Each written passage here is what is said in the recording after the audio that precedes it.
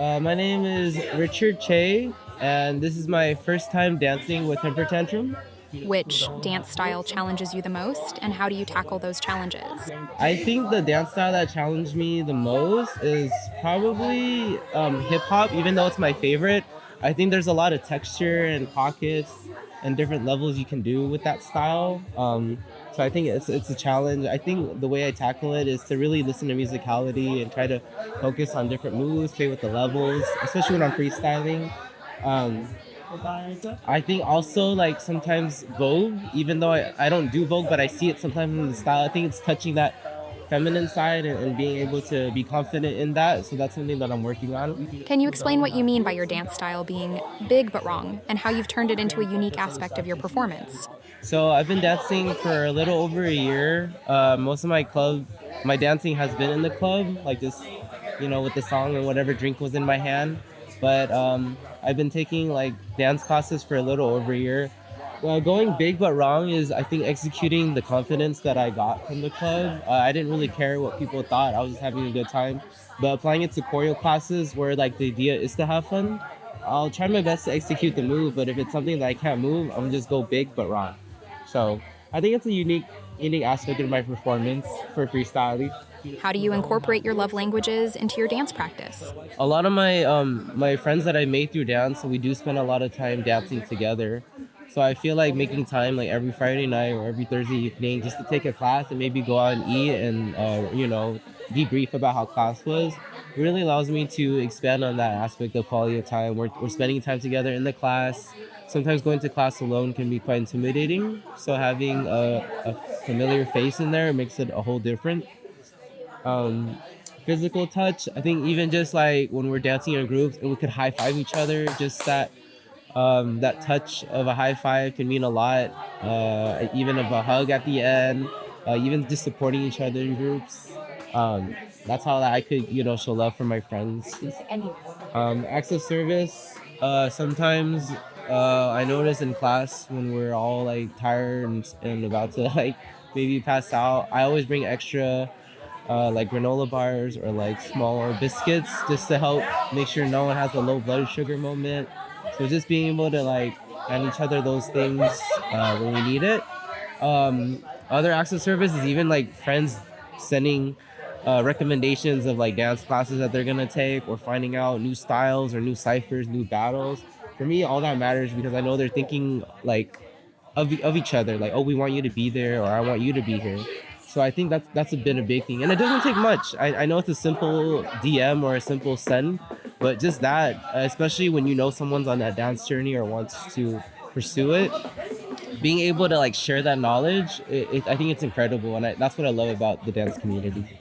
How does your philosophy of being a jack of all trades, master of none, but better than master of one, influence your approach to dance? I think because I'm still learning a lot about dance, like just dancing a little over a year with a actual dance class, I learned that there's a foundation that I was missing. I didn't grow up taking what typical people do maybe in their youth, like jazz, tap, ballet. I didn't really have any of that. I started dancing mainly in the club, just like I said, for fun. But when I started taking hip hop classes, I realized that there was a groove that I didn't have yet at that moment. So one of my turning factors, as I had mentioned before, was Hip Hop Has History, H4, hosted by Culture Shock LA. It taught me about the history of hip hop, popping, locking, whacking, house.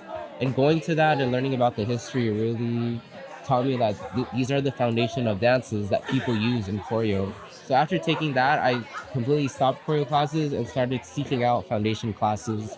A lot were mainly in the OC area because of Offstage Studio, but I learned that a lot of the more, not less common ones, such as Crump or even House, you had to like really go to LA or even find sessions, and that's when I started learning about street styles and sessioning. So um, I feel like it's good for me to learn a little bit of each. I think lately I've been honing house a lot because I go every Friday to house class. Locking I go once in a while. I think knowing a little bit of each is great to bring an aspect to dance, but I think it is important to also dive deeper and learn more and almost uh, get more honing skills in that dance. so that when I do execute it, it doesn't look sloppy. How has dance influenced your personal and professional identity, from seeking new hobbies to becoming a registered nurse and a dedicated dancer? I think back then in the early 20s when we had to like figure out what major we wanted to do and to fulfill the possibility of job security, enjoyment. I think nursing felt good, in the moment, and I really liked it. I liked what I was learning. I liked what I was doing. It was good, but given the pandemic and a lot of things in nursing, it kind of did show me like the good and bad of life and a job. So I felt like I was missing something that was bringing me that joy. Since I started pursuing dance a little over a year ago, it's been really mind opening. It pushed me a lot. It caused me to move out of my house, move out of the Inland Empire, just so I could be closer to LA and OC Studios. It's given me a burning passion. Every day when I'm at work or having a rough shift, just the fact that I know that I could go take a dance class, especially if it's a social one, it really keeps me going and gives me something to look forward to. Um, Anytime I have a time off, I love to go take a dance class. I think I kind of realized like that feeling that I got with the idea of going to the club for fun was similar to how I am with class, but now that it's more of a enjoyable atmosphere. I'm saving my liver by not drinking and getting that support and meeting new people. It's really encompassing why like I was really interested in going to the clubs.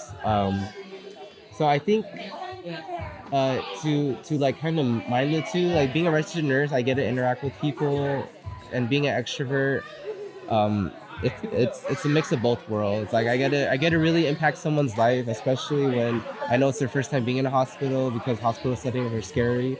It's similar to like when I bring friends to a dance class for their first time. I know how intimidating it could be, especially if you never dance. So I think I'm able to intertwine them both, using my skills as a nurse, like my caring moments, and just trying to find the best out of everyone, whether it's a patient or a friend or a stranger who's just new to dance.